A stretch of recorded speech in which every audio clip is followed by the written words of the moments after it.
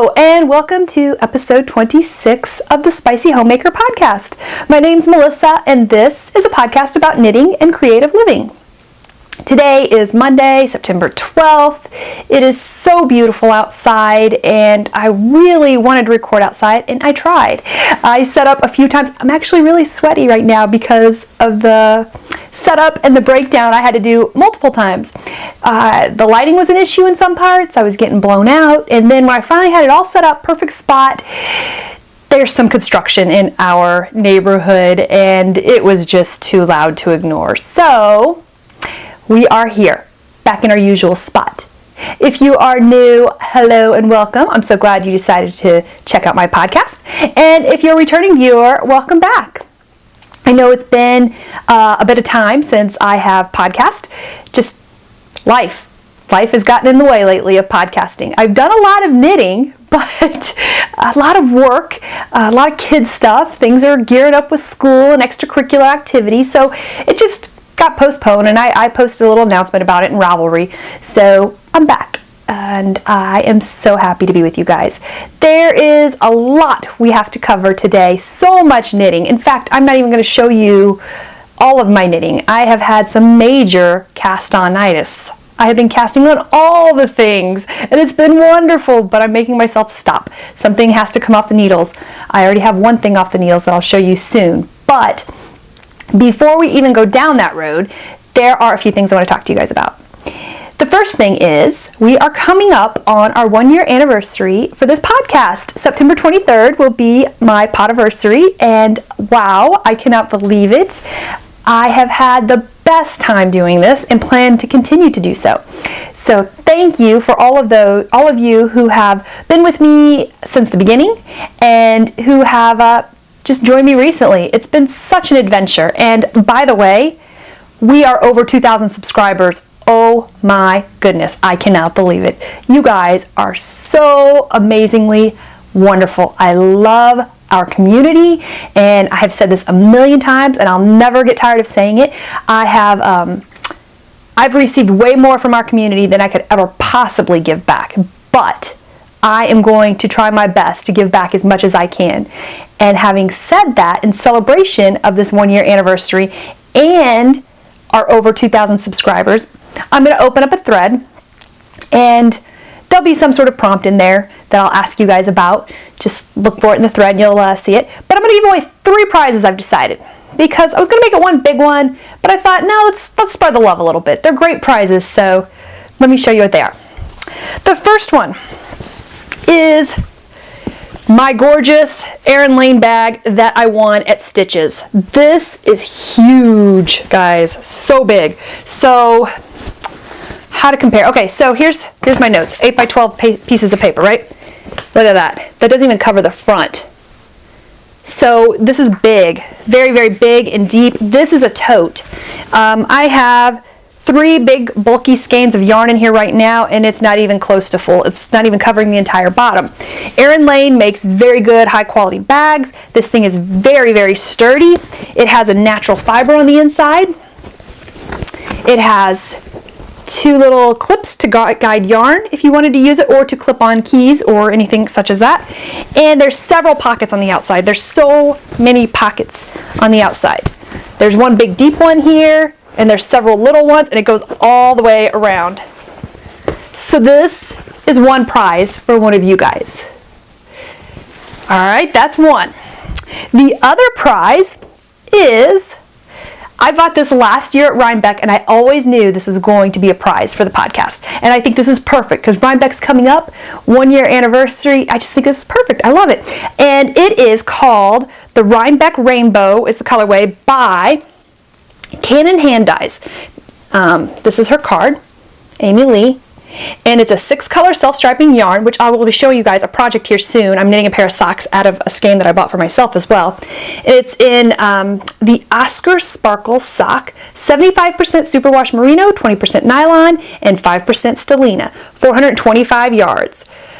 So this is just perfect for fall, if you ask me, and it knits up beautifully. I'll be able to show you later. So that's for you guys. And then one more. Where'd it go? Oh, I don't have it. So that's because I'm going to let one of you guys pick any skein of yarn or fiber that you like from Diabolical Yarn. That is my friend Rachel. She is a local dyer, been around for, oh gosh, she just told me recently. I want to say she's been dyeing for 10 years. It might even be a little bit more. So very skilled and talented dyer.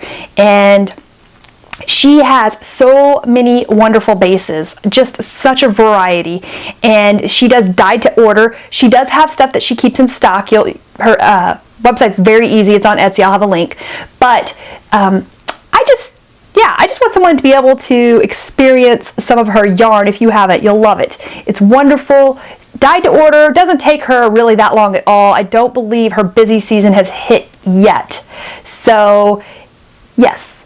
Any skein of yarn or fiber you like. 3 prizes. Okay, I'll put that in a thread, and that is for you guys. That is just a very small way of me saying thank you to you for your support, for your friendships, for the connections I've made, for things I've learned from you guys. I love it. I love it. What can I say? This is, there's no other community I would rather be a part of. And let's move on to some other activities. We got a few giveaways we're doing. So the other one we want to talk about is, let's talk about the knit along I'm doing with the Pin, Hook, and Needles podcast. The ladies of, listen to me, the ladies of, they are Taya and Marlisha of the Pin, Hook, and Needles podcast, a mother-daughter duo that's been podcasting for quite a while. Super sweet women. I love them, adore them. I am proud to call them my friends. Hello, ladies. And we are getting ready to wrap up the Cardiac Read Along. It ends September 30th. And just for your information, because I think there's a little bit of misinformation out there, you don't have to finish a project. You just knit. It's one of the easiest knit alongs you'll ever be a part of. Their rules is in their group. I don't have an FO or whip thread. They do. It's in their group. And all you have to do is knit something that is a shade of red or pink. And that's it. Doesn't have to be all red or pink, just some sort of red or pink in there somewhere, okay? You post in their thread, you're eligible for a lot of prizes, but for my portion of it, I've been doing what I call pop-up threads. And this will be the final pop-up thread that I am doing. And it's going to be in my Ravelry group. As soon as this episode is over, I am going to, I've already did a test check and everything, but I still get really paranoid sometimes that my microphone is not on. Just had to check, feel better. So anyways, what I was going to say is I will post a thread for the Cardiac Read Along in my Ravelry group, and this is very easy. You post any whip or any FO that you have that is a part of this knit along, okay? You have to be a member of my group and of the Pin, Hook, and Needles group, okay? And just post a picture. Post a picture. You can say anything you want about it. It's totally open. And since this is the last pop-up thread I'm doing, I'm going to leave this open till Sunday around noonish Central Time. So this Sunday at, did I write that down? I was doing so good. I had such great notes, but I did not write. Yeah, I did. Oh, good. Sunday, September 19th. That's when the thread's going to close, okay? And here's what you'll win. This was a donation by the Brew City Yarns. The ladies out there, hello ladies, I love their yarn. This is their Arabian Nights. It's a mini skein collection, and it's 80 grams of sock yarn. They're each about 10 grams. So you get a wide variety of the colorways they have here. This is a great package that they donated to us, and I think that's awesome. But that's not all. We have 2 more donations, and this is all going together, okay? My last set of stitch markers by Melissa of Knitty by Nature, and they're just so pretty. They're these little aqua leaves, and then there's this little lotus flower here. I don't want to take them out of the package, but it looks like, oh, this lotus flower is her logo, and I think that's beautiful, Melissa. I don't think I ever noticed. I've noticed the little lotus marker on the stitch markers that are in here, but I don't know how I missed that. But look at that. Just these really pretty stitch markers. She has such, there's stitch markers in here and progress keepers in here, and it's all on like a, one you can hold all of them. So there's that. And then there's also this really cool bag that my friend Vicki from Victoria House Fibers, let me show you, she dyes yarn and she makes bags. And this is her card, but I'll also have a link in there. Vicki has been playing around with some new bag designs, and this is her newest one. So let me show you what it looks like before I start. It's the candy skulls. It's a lot of fun. Look at that. And this is what's really, there's some really neat things this bag does. Let's see here. So it snaps on the sides here to make it smaller, but you can unsnap it. See that? Makes it a little bit bigger. It can be, and the inside there is a pocket. Hot pink stuff. There's a little pocket in here. I don't know if you can really see it, but look at this. It's like it can be like a bucket that you hold. See how it goes underneath here? And you can just put it like here and you can knit out of it. Or you could also use it as a yarn bucket and fold it down as well. There's just a lot of things this bag does for such a small bag. It's not that small really. It would easily fit probably 2 whole skeins in here. Let's see. Here's a skein here. Oh yeah. I mean that barely even made a dent. You could easily put 2 skeins, probably even 3 skeins. It would make it really full. 2 skeins easily. But you could just use this for a variety of things. I think it does a whole lot. And it's beautiful and I love it. And Vicki's yarn and her bags are gorgeous and very well made. So this is the pop-up thread for the Cardiac Read-Along. Minis by Brew City Yarns. A project bag by Victoria House Fibers. And stitch markers and progress keepers by Knitty by Nature. Okay? So look for that. Post in the thread and I will draw a winner via random number generator. Nothing crazy. This is just going to be a run-of-the-mill pop-up thread or regular thread, giveaway thread, and random number generator, and let's just have fun with it. And I am so excited for you guys. Can't wait to see who wins. That is, I wanted to talk about the last pop-up thread I did very quickly. Candy from the Pause for Stitches podcast won that last pop-up thread. I did it on Instagram. That was a lot of fun seeing the beautiful photographs of people's finished objects, and Candy made one of the most beautiful shawls I had ever seen, and the picture was just stunning, and congratulations on that, Candy. I know she really loved that prize. I would have loved that prize too. So let's see, we have, okay, a couple more things and wrap up that knit along. The other thing is I'm going to be giving away 2 patterns. I said that in the beginning that I would do that, and that's coming up now, of up to $10 of your choice for the Cardiac Read-Along. And how I'm going to do that is I'm just going to choose people randomly from the Pin, Hook, and Needles Ravelry group and their thread. So I will just message you and say, hey, choose a pattern, you won. So that's coming your way as well. And that'll be coming up in the next week or so. The other thing I want to tell you about, okay, so I opened a thread for my adventures in being cardiac healthy, and I'm going to close that out. I have not been keeping up with that as well as I should, and it's just been kind of fizzling out, so I'm going to close it out. I've already lost the contest that I had set before myself, but I feel like now I'm at the point where I'm just kind of doing it just to do it, and that's not really the point of what this was. So I hope you understand, and we could talk about it still. I still like talking about being healthy, and I still want to be more healthy, so I just wanted to give you guys a heads up on that. That's going to close out probably very shortly after this podcast.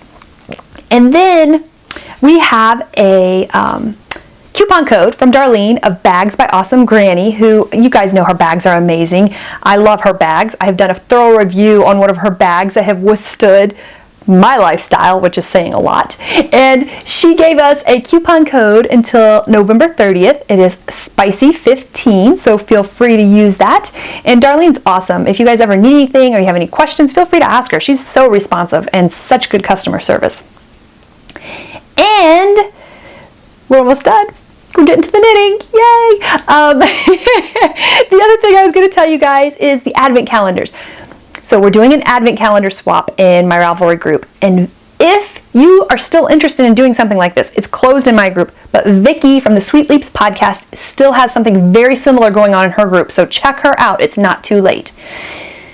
I posted that we would be matching people up by September 15th. I'm co-hosting this with Katrina from the Yarn 30 podcast and also the dyer behind Cat's Kettle. And she did up a great questionnaire for you guys that I'll be distributing out. But anyways, you're going to be getting your partners very soon and a lot of details, okay? I want you guys to please, please, please read over the details. I want this to be a good, smooth swap, please, okay? I think what I love about our community is that I would say well over 90 to 95% of our people are just amazing. And I think most people are amazing anyways, but sometimes some things happen that make things not so amazing. I really don't want to have a non-amazing experience, and I don't want anyone else to. So please, please read over all the details that I'll have in the thread, and I'll be giving more details in another podcast, but I'm going to be doing some things to make sure nobody gets left out. And if somebody's deciding that they're probably not going to participate, even though they've made the commitment, I'm going to set up things in place to kind of monitor that, to make sure I can be proactive. I don't want anyone to become December 1st not to have their advent calendar, okay? So just help me to make this swap easier, because I gotta admit, guys, this swap stuff is becoming not so fun for me. And when it becomes a whole lot of work, I'm going to not do them anymore. So just help me, please. I think that it's gonna be great. I'm excited to do this, and I think everyone's gonna have a wonderful experience. So let's just do it. All right. So that is that. That is all for administrative. Let's dive into what we're going to talk about with knitting. I have a lot of whips that I'm going to show you today. I only have one FO, believe it or not, and I'm going to have a review at the end on some DPN storage options, and also a little bit of podcast love that I have not done in quite some time, so I need to do that. I just need to. And then at the very end, I have a very interesting and funny story. At least you may find it funny. I don't know if I found it funny at the time, about my daughter Ruby. If you follow me on Instagram, you already probably know what's coming. So let's start out with the FO. So this FO that I have finished and blocked and ready to mail out. This is for Vonnie, Studio Von Designs on Ravelry. She is part of the Cardiac Read Along, and she won this as a prize. I talked about it in a previous podcast. If you want to know more, ask. But this is a Dreas shawl. Dreas, D-R-E-A-S shawl. It's a free pattern on Ravelry by Craig Rosenfeld. And this is the second one I've made. I made another one as a gift for somebody, and it is so easy, so ridiculously easy. This to me is the equivalent of a vanilla sock, because it's all garter stitch. You switch yarn. You just cast on, I think, 3 stitches at the beginning, 1 or something like that, and then you just increase every other row. And you do 2 rows of one color, 2 rows of the next, 2 rows of one, 2 next, all the way to the end, and then you do a big chunk of this. I do it of the solid at the end, but you can do whatever you want, really. And it's just a lot of fun to play with 2 different colorways to do this. And this is for Vonnie. On this, I knit it using the Hedgehog Fibers yarn in their Neptune colorway. It was part of a sock club, and I also used in the blue, that was the variegated color, the Hedgehog Fibers. The blue color is a Kniterature Yarns. This is from Sydney. She did some custom colors for me, and I ended up using it in this shawl because I just thought it went so perfectly. And she is also has a podcast called Sydney Reads Everything. She reads a lot, clearly. And she knits. She's a lot of fun. Hi, Sydney. And yeah, so Vonnie, congratulations. Your Dreas shawl is done. I was going to wear this, but I'm so hot. I just can't do it. It's not even a hot day. But there you go. And let's see. That is it for FOs. I've got a lot of things that are almost done. I'd quit casting on so many things, but this next one I'm really excited to talk to you guys about. So there it is. Okay, this is my Rhinebeck sweater. Now, hopefully I will get this done in time for Rhinebeck. This is a project bag that I got at my local yarn stop. There is no brand on here, but It is called the Victoria sweater. The reason I chose this sweater is because I thought the construction was just so cool, so interesting, so different. I had to try it. That is what drew me to this. So let me show you. Let's see a good picture of it. Okay, this picture here, if you see this, it looks like a, if you notice it goes into a triangle at the bottom, right? That's actually a triangular shawl, okay? You start with a triangular shawl, and then you just kind of fill in the pieces. So it's garter and stockinette, so the knitting itself is not hard. The construction is crazy pants, and I mean that in a good way. I mean, I picked it because of that, but it is crazy pants. There is stuff in here that, for instance, one of the project notes said you have to turn off your brain after the shawl because it just doesn't make sense to sweater construction that you do. But once you do that and you get going, you see where it's going and you understand. But that first part after the shawl is just, it is so hard to wrap your mind around. And let's just show you, I'll just show you and then we'll talk about the pattern at the end. Now this is gonna be really hard to show you because it has two circular needles that are going right now. One of them's holding stitches, the other one I'm knitting on, and I'm kind of knitting using the ends of two different ones, which was probably not a smart thing to do because it just looks crazy. So this is not, yeah, I wish I should have taken a picture of the triangular shawl when it was done, but this is the triangular shawl piece. And it doesn't look like it's going down to the point at the bottom, but it does. Let me see here, stretch it out a bit. See? Okay, so you knit this triangular shawl, which was very easy, nothing hard about that. And it's two colors. And I chose, this is my yarn from Stitches Midwest. I got Leading Men Fiber Arts, and I am using their, this is in their Soliloquy base, which is 657 yards in each of them. Clearly, I've already used some. So this is in their Dames at Sea, which is just such a rich, pretty navy blue. And this is Kaleidoscope.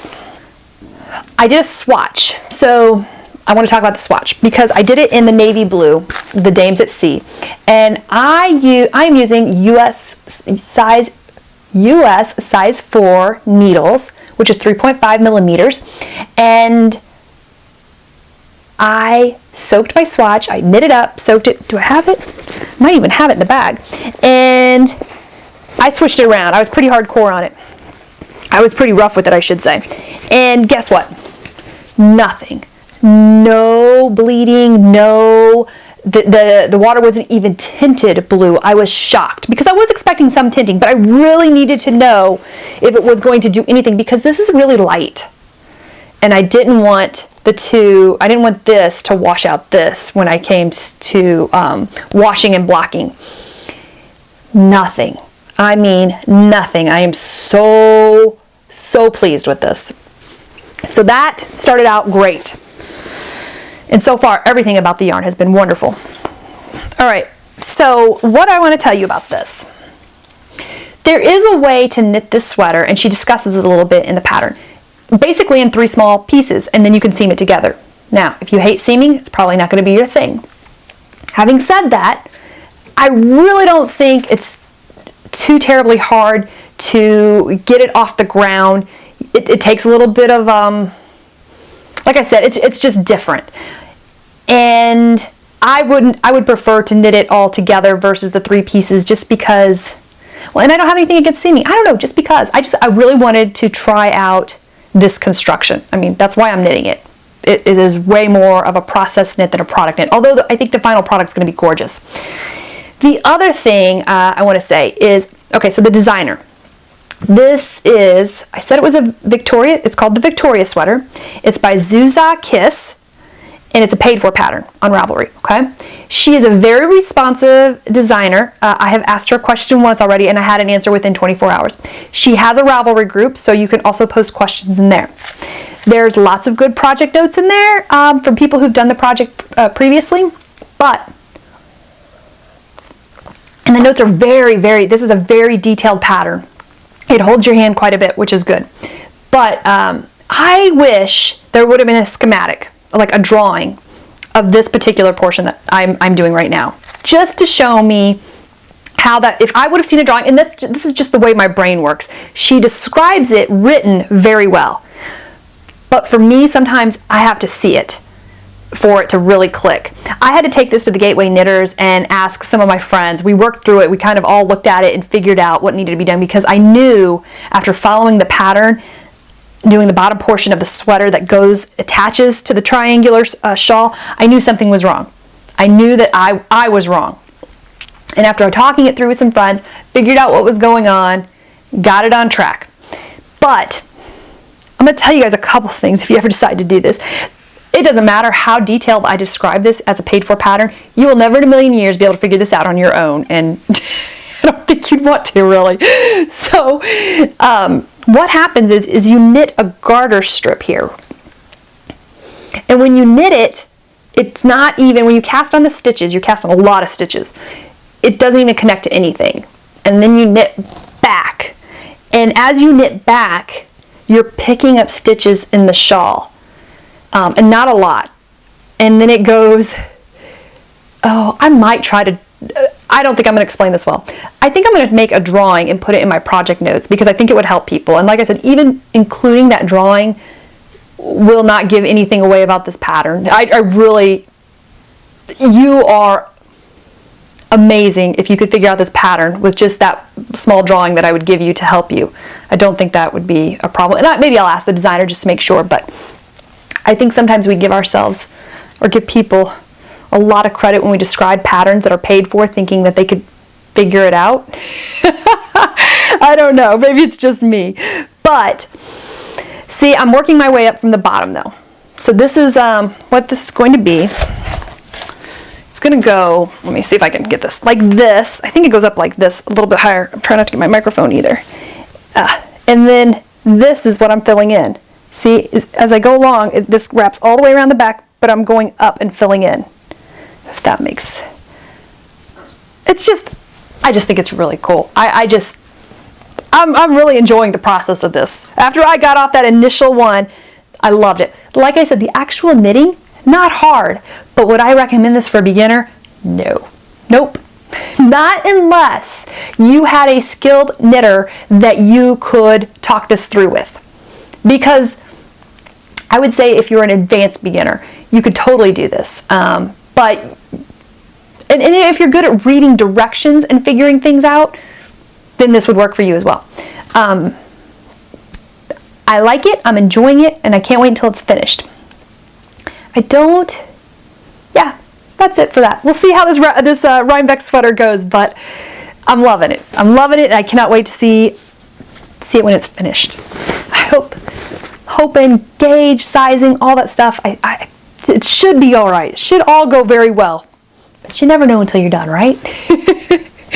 So that was one of my whips. Okay, so the other project I want to talk to you about is also a very fun project. This is called the Rockstar, or just Rockstar by Joji Locatelli. And there was a Joji Locatelli knit-along. I'm trying to get involved in other people's knit-alongs because there's lots of things I knit that could go in other knit-alongs. I don't know, I just don't. I'm not so good with this. Not really good with deadlines either. Not for knitting. But this I saw on Ravelry because what I had a few skeins of this super bulky yarn by Malabrigo. It's called Malabrigo Rasta, and I bought it a long time ago, really, a few years ago, and I've already used some of it to make a scarf for my stepdaughter, but I have some natural and some blue, and I have this Arcos Iris, I think it's called, here, and I just wanted to use it up, and I was trying to figure out a way to do that. So I was doing a Ravelry search on super bulky yarn, and I was thinking maybe I'll knit something for Ruby, and I came across the Rockstar. So let me show you a picture of what that looks like. And these pictures are not going to probably show you everything. See, like, yeah, you're not gonna, Here's one picture of it right here. It's a little cardigan. And what you can't see is this is like a big collar that folds down, like kind of like a shawl collar that goes around. And it has a big star on the back. And then there's some striping in the sleeves. So it calls for 2 colors, but I decided to go with 3 because I had so much yarn. Who knows, maybe I might change my mind. You never know. But there's no Ravelry projects for this pattern because you have to buy it in a book. So I don't know if anyone's ever knit this. I couldn't find anything in Joji's Ravelry group about it, but I wanted to try it. Bulky yarn, it should be easy. The construction is really fun. I'm not going to tell you about that because I think that would give away a whole lot, but it's easy. She does have schematics, God bless her. She has drawings in here which really helped me. Like I said, it's just the way my brain works. I need to see pictures. It makes sense when I see the pictures. Then I can read the words and it just goes together. So gauge on this is so important. When you're knitting with bulky yarn and you're knitting with big needles, you cannot be a stitch off. You cannot be a half a stitch off. That's a big, big difference. And let me show you. So this almost, oh my gosh, it's so big. So, I mean, look at that. I put Ruby's barrette in here to remind me which side was the right side because it's a lot of garter stitch. But look, let's show you guys here. This is a stitch right here. I mean, look, this is like, look how wide that is. That's a lot. If you are off by a stitch and it's in 4 inches and this goes around, let's just say 20 inches, 4 into 20, that's 5 stitches. You're thinking like that's a big gap. Not a big gap, that's a big chunk that you're going to be off. I mean, gauge is important with bulky yarn for a garment. So I did do a gauge swatch. However, my gauge was still a little off. This is big. So Ruby's 3, and I was knitting, I don't know what the size is, but whatever her 3 would have fallen into. And here's what I got so far. So here's the back of the, oh, it's still on. Hold on, let me figure this out for you guys real quick. Yeah, okay, here's how it goes. You're gonna hear needles clunking, and they're big. I mean, look at these bad boys. This is a size 19. Yeah. Okay, so it goes like this. No, I think I have that upside down, I do. It goes like this.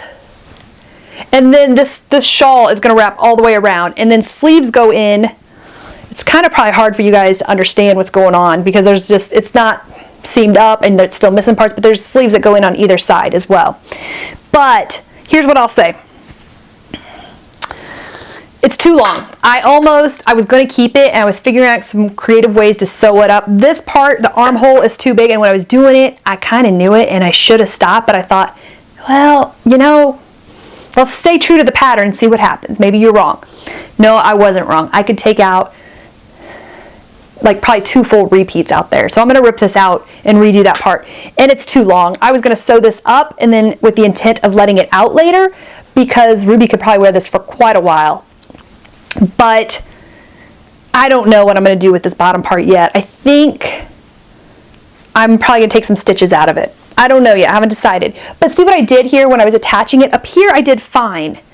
You can see this as I attached it. It's a little gappy, but it folds over, but it doesn't look, there's not a big bump. But when I did it down here, you see that there's a big ridge. I wasn't paying attention. I did it on the wrong side. So I was gonna leave that too, and I was trying to think of some things I could do, like maybe just add some embroidered stitches down here. When I say embroidered, I just meant like weaving in some blue and maybe just highlighting it, actually highlighting the mistake, which I think would have looked cute, but I'm gonna rip it out, so it doesn't matter. We'll see what happens. To be continued on this, but what I will say is this book I wouldn't have bought the book just for this pattern, but there was other patterns in here. There's a lot of cute patterns for kids that I would knit. There's the simple hat and scarf with some pockets, and there's just a lot of cute sweaters or stuff for boys. Really cute. I like this too. I've always liked, anything with like little pixels in it. I think those are pretty. There's even a little dress and a hoodie. I mean, there's just a lot of cute stuff in here. So this is the book. It's called Niños, a collection of kids knitwear designs, Malabrigo Book 9. So about this particular pattern though, just a few more things. You would have to be Once again, I would not recommend this for a beginner because this pattern does not hold your hand. There is a minor error in it when it comes to the wrap and turns. If you did the traditional wrap and turn, and she has some great instructions in there on how to do the wrap and turn,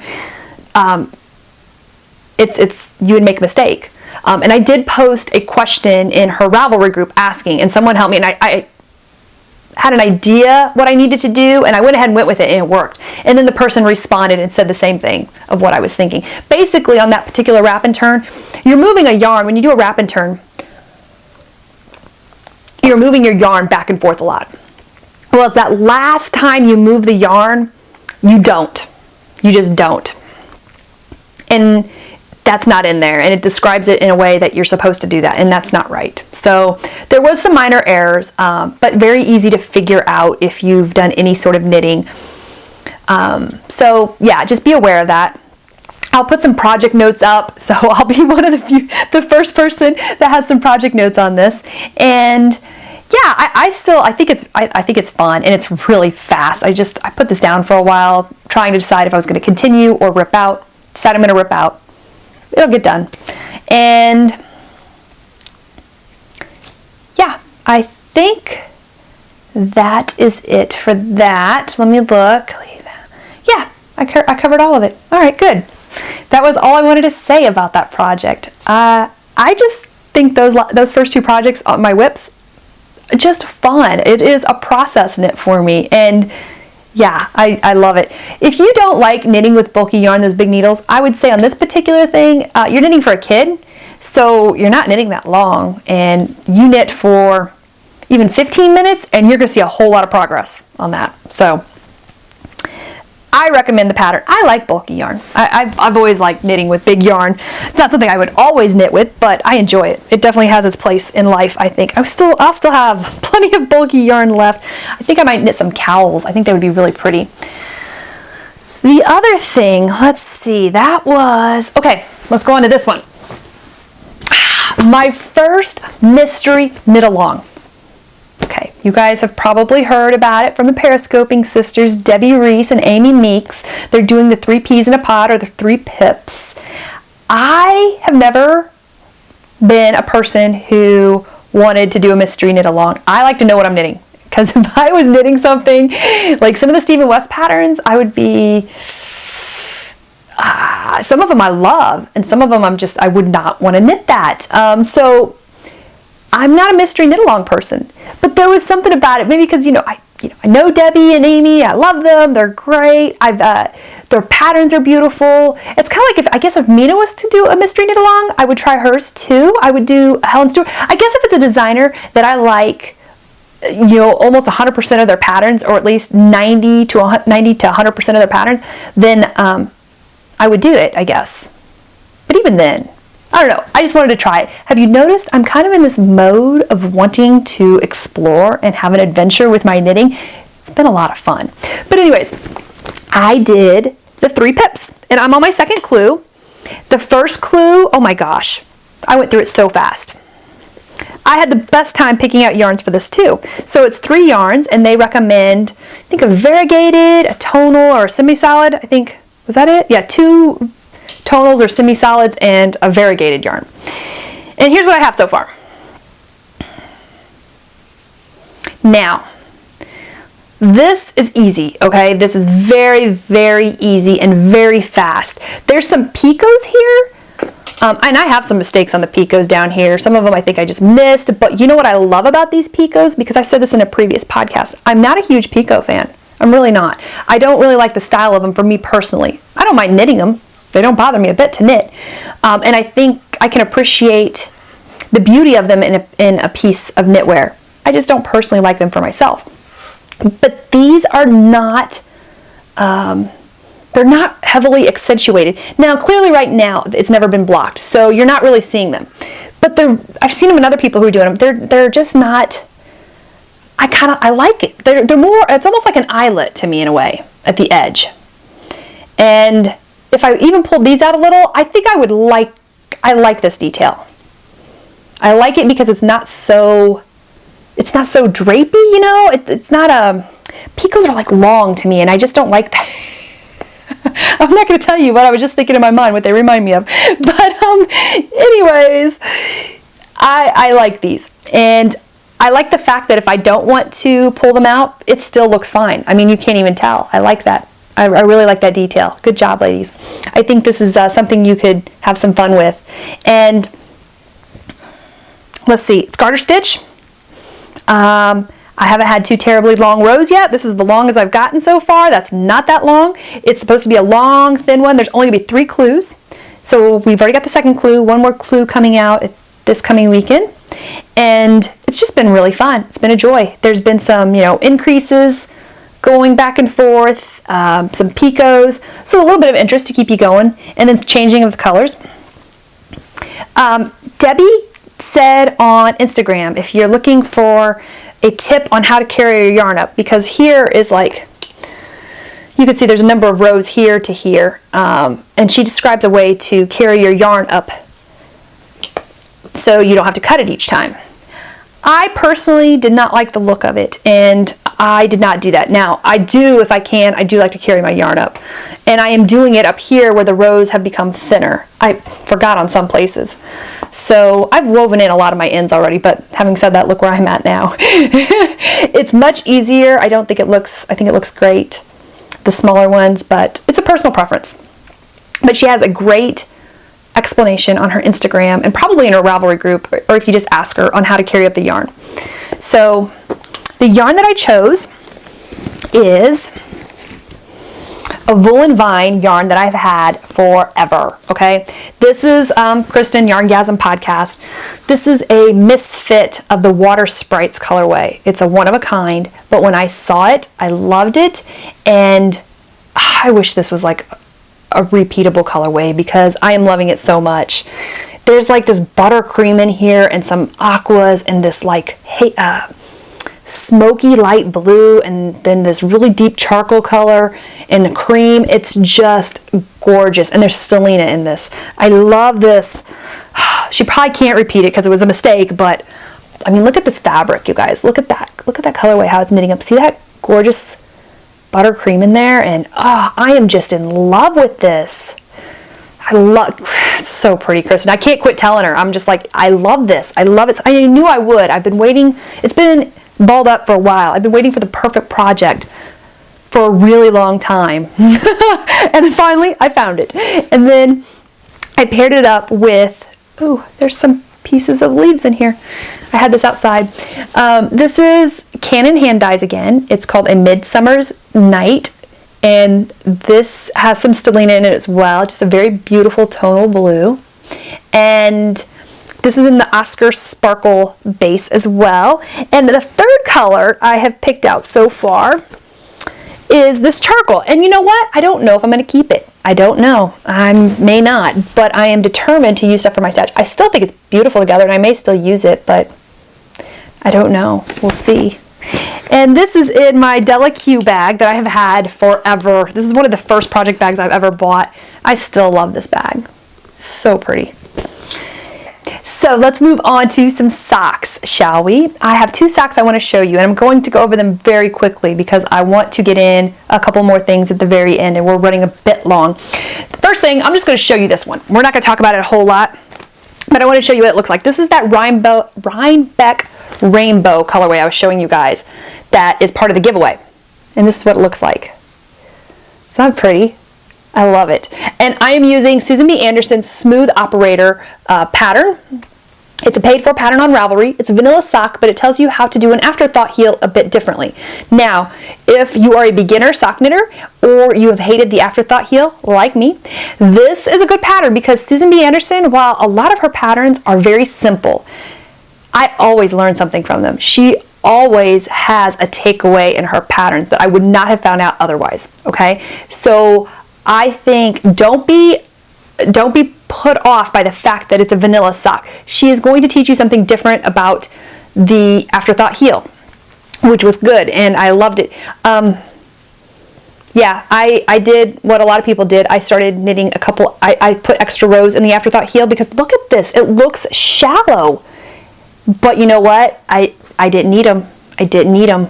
I need to take a few rows out. So You've probably heard several podcasters already say this, how they were thinking, it looks like it needs to be bigger, and it didn't. Susan knows what she's talking about. There's a reason they call her the Queen Bee. And I like the pattern. I'm not so sure. I don't even know what I was going to say, not so sure about. I just know that I need to redo this heel, and then I'll have a more thorough review on this, and I'm going to finish the sock here real soon. But doing it on 9-inch Circs, which I love. They do go faster than DPNs. I love my DPNs, but these are still way faster. And I was talking about this with my friend Rachel, who has bigger hands than me, and we both said the same thing. It's just that you can't man grip them. She uses them and she likes them. She said it took her a while to get used to them, but once she got used to them and figured out how to hold them, she loves them too.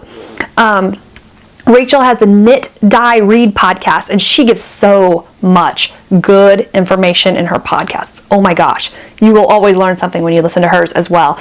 But hold them delicately. Hold them like you're holding a delicate china teacup. That's something that she used as an analogy, and it was perfect. She's spot on. I could not describe it in a better way. So if you're still kind of on the fence about 9-inch Circs, maybe try that, okay? Does not feel normal right from the get-go. It does not. So it's like anything, takes a little bit of time. And this is in my Naughty Gnomes bag by Sarah, who did post an episode not too long ago. So if you guys have been wanting some Naughty Gnome, she just posted some stuff. And she always has amazing projects, and she's got a lot of them. So it's really cool. And my next sock was a test knit for my friend Laura. This is my first sock blank that I've never knit. I've bought sock blanks, but I've never knit them. Okay, you guys know who this is. Andre Sue Knits. Hello, Andy. This is her sock blank. And look at this fun sock. Oh my goodness. So I'm doing Susan B. Anderson's Afterthought heel. That's what that's there for. I'm going to use it again. I want to try her heel a few times before I make up my mind what I think about it overall, because I'm not a fan of the Afterthought heel, but I think it's necessary for self-striping yarn, and sometimes it's just easier. I don't know what I'm going to say. Okay, sock blanks. I like knitting from them. I think they're fun because you just don't know what's going to happen with the color. That's what the fun part is. So Andy, if you're wondering, here it is. Clearly not blocked, so it's a little bit what do they call it? Ramen-y? Like ramen noodles. But textured socks. So I didn't really get the point of a textured sock for variegated yarn. I thought variegated, it's the color you're looking for, so why do you need a texture, right? Like, I just didn't understand it. I thought it was kind of silly, to be honest. I thought it was better for semi-solids, textured is, and tonals. But then Nina on her podcast from the Knitting Expat, she was talking about it, and she said that it basically just brings out the color differently. And she's right. And when she was showing a vanilla sock, which is basically, you see stockinette, it's smooth, compared to a textured, it just looks different. So that's all that it's doing, is bringing out your colors differently. And I have to say, when I saw it on camera, I typically like the textured patterns for variegated. I just think it makes the colors really pop and stand out. I really like it. So this is this pattern does not have a name that I'm aware of yet, but it should be out soon. It's by my friend Laura, and easy texture pattern. I loved it. I did it all the way around. She has directions for short row heel in there. She has directions for the texture pattern to continue the entire way. But what I decided to do is after the heel, I just went vanilla, because I want to finish these socks hopefully before Rhinebeck, and while I like the textures up here, I don't have to have it when it's in my shoe. That doesn't bother me, and I've never done that before, so I want to try it, see what I think. So that's where I am with this. I love these little pops of blue up here too. But 9-inch needles again. And this is in a project bag from my friend Brittany, who I get to see at Rhinebeck. Yay! And yeah, she had the podcast. She's the one I did the knitting games with. You guys know who I'm talking about. Sip and Stitch. All right, where are we at? That is it for whips. Let me talk about a review I've been wanting to do. DPNs. I still use DPNs and I still love DPNs, but my DPNs are out of control. I do not have a good storage solution for my DPNs. So I've been doing, they were usually in something like this. I just had them in here. And that's hard to find the number of DPNs you need in the correct size when they're just kind of put in a jar. It's not the best way to keep your DPNs. So Stitchcraft Marketing asked me if I wanted to do some more reviews for them. And they give you a list of things. And I review things that I want to use. So this was one of them. I thought DPN storage, spot on. Let's do it. And it was by Della-Q, a company that I am already familiar with because I've bought project bags from them in the past. They were the first ones. That was right here. This is one of them. I have more of their bags too. But here's what I got. This is, I think, well, the fabric's new. I don't think their DPN holder is new. So this is a DPN holder or storage organizer, if you will, by Della-Q in a very natural, sturdy fabric. Now, what I like about this is the natural fabric. The natural fabric, it just feels very organic and beautiful, and it's sturdy, and I just like the natural look of it. I go one of two ways, either like very minimalistic or let's just pattern it up and get really colorful. And also what I was thinking about this, and I don't know if I'll ever do this or not, but I kind of like stamping fabric sometimes, and I did that with some sachets I made, and it's just really beautiful. And I thought, you know, if I ever got bored with this, I could actually stamp something pretty on there and heat set it. I don't know that I would do this, but I really like the look of this. Let's see. I guess one of the things I will say is I'm not too crazy about the color of the tie. This is neon yellow, like hello neon. And to me, it just seems very out of place for this particular piece. I like the fact that it ties like this. You fold it up and tie it, because I think that just kind of lends itself to the organic nature of it and the look of it. So I'm okay with the tie part. I just wish they would have chose a different color. That's just me. But let's show you what this looks like inside. So you fold it up, and then when you unfold it, it's like this, and then you unfold it again, and it's like this. Now, as you can see, I'm missing some DPN needles in here. There are a lot of them in project cases. I have a lot of DPNs, and this is not all of them. What I like is that there is 32 pockets in this thing for DPNs. You see them down here? Let me fold this in half because it's a little too big. See this? You have one here, and I like how they have the number stamped on here. So it's telling you US size 0 or 2 millimeter, US size 1 or 2.25 millimeter. I really like that. And I like the color they chose for this. But there's one here and there's one here, so it accommodates long DPNs and short DPNs. I think that's very clever, and you're really maximizing the space here. Also, they have included on the end 2 pockets with no numbers on it, so you could stick some stuff down here. I think that's very clever. I used this right away and traveled with it, took it to work, because I can knit at work sometimes whenever it's calm. The first time I took it to work, I thought, this is fantastic. I have all my DPNs and nothing happened, right? But I had it like this, and it was in my leather purse, so it was held up like this. And when I undid it carefully and nothing fell out. After that, not so much. I put them in knitting bags and stuff, and my needles were always falling out. So I would not recommend this for traveling, but really, when I think about it, this is not meant for traveling. I mean, this has 32 pockets. When are you ever going to need 32 sets of DPNs when you go somewhere? That's just excessive. That was me being silly, and it's opening my world up to me misplacing all my DPNs somewhere when I'm out and about. And I really don't want to do that. So when I thought about that, I was like, you know what? Why am I taking all these? So in my craft room, perfect. This is perfect. I love it. It's helped me out a lot. Once I quit trying to stick them in my project bags, the whole set, it was great. Della-Q is, as I said before, a company that I have always very much liked and respected. I think their pieces are typically very classy and timeless. They are experimenting with some new fabrics, I noticed when I went on their website. So there's some different options out there now, but I still gravitate towards their more simple pieces and their more simple fabrics. Like I said, this I bought years ago. I mean, probably 10 years ago, and I still love this bag.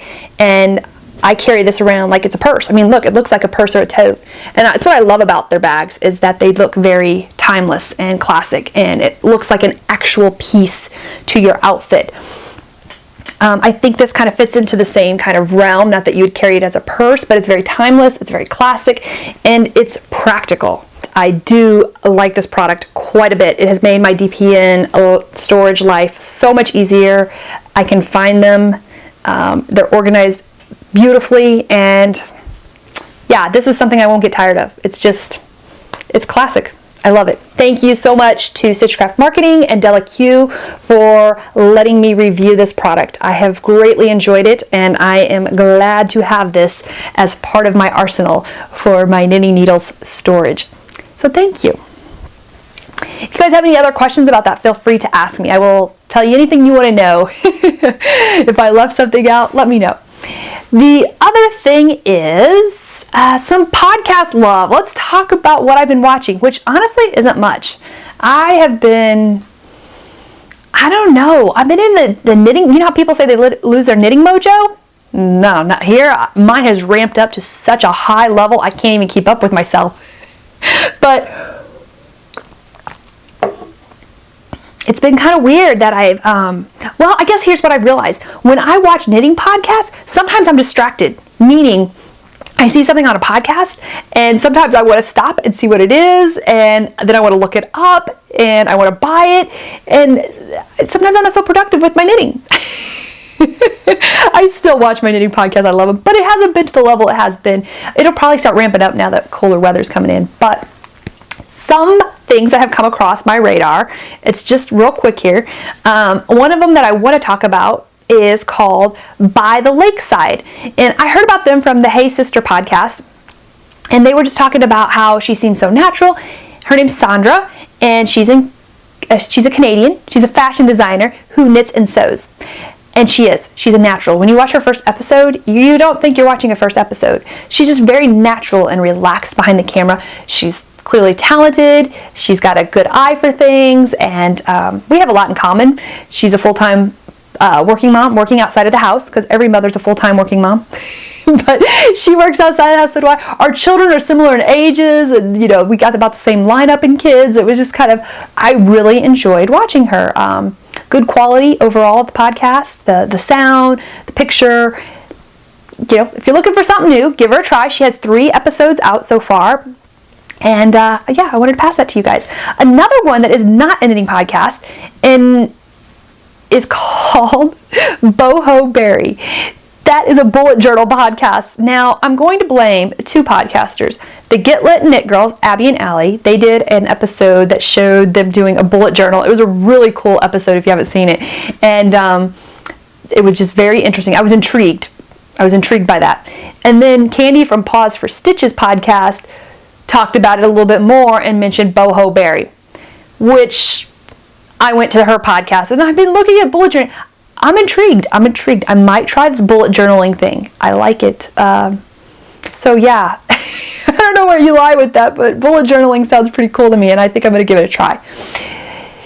And we're towards the end here. I have no idea. Let's see. Ooh, we got some time here. But I think I'm going to go ahead and talk about my story, my Ruby story. If you're on Instagram, you have already heard this, but quick story, and we'll close out here. So Ruby is my 3-year-old daughter, and we were at my parents', me, the boys, and Ruby, camping. My parents live out in the country. We set up our tent out there. They have a pond and some woods. It was a lot of fun, and we camped outside at Grandma and Grandpa's. And anyways, we're out there on Labor Day weekend, and Ruby comes up to me. I'm inside knitting, and she has a tissue, and she's whiny, and she's crying, and I'm thinking, not crying, but just she's on full alert, and she's complaining about her nose, and she's saying boogie, and I'm thinking, I got a boogie, Mommy, help me. And I'm thinking, well, that's kind of weird, because usually that girl has no problem taking care of that situation by herself,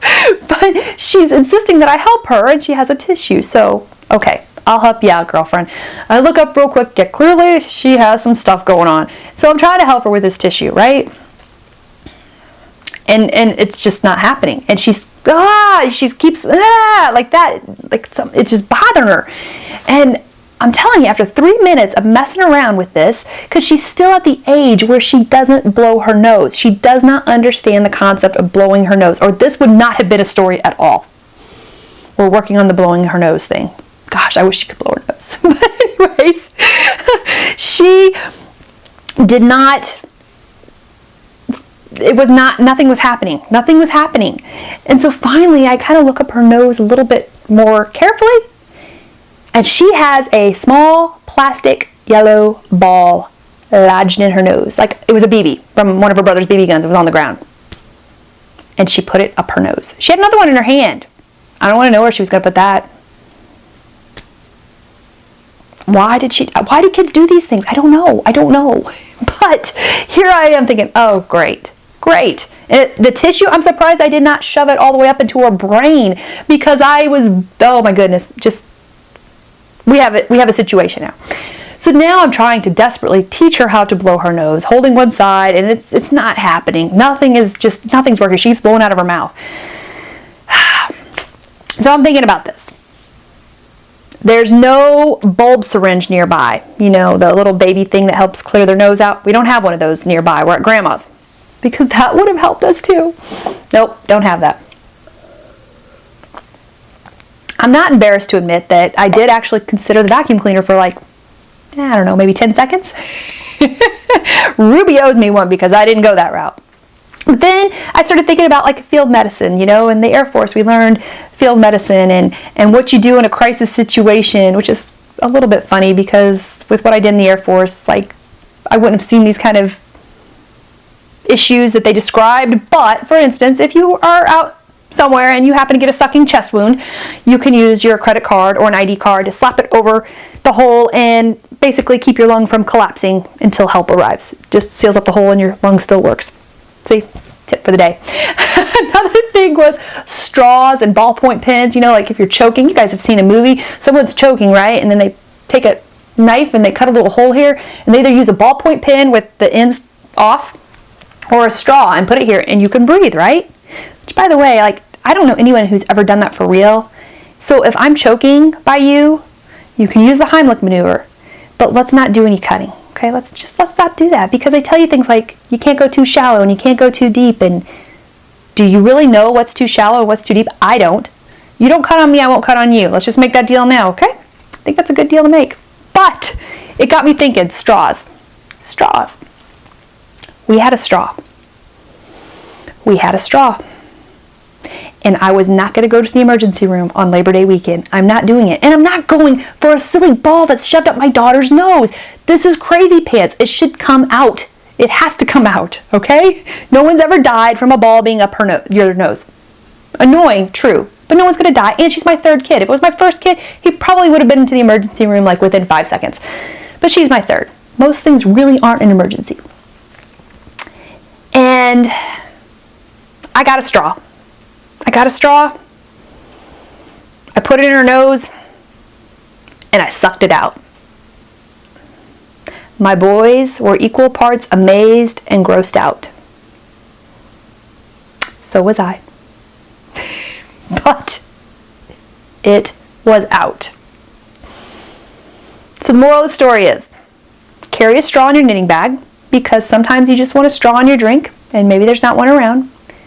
Or perhaps your kid shoved something up your nose and you don't want to spend $1 million going to the ER. Now you know some alternative ways to use a drinking straw. Free advice for you.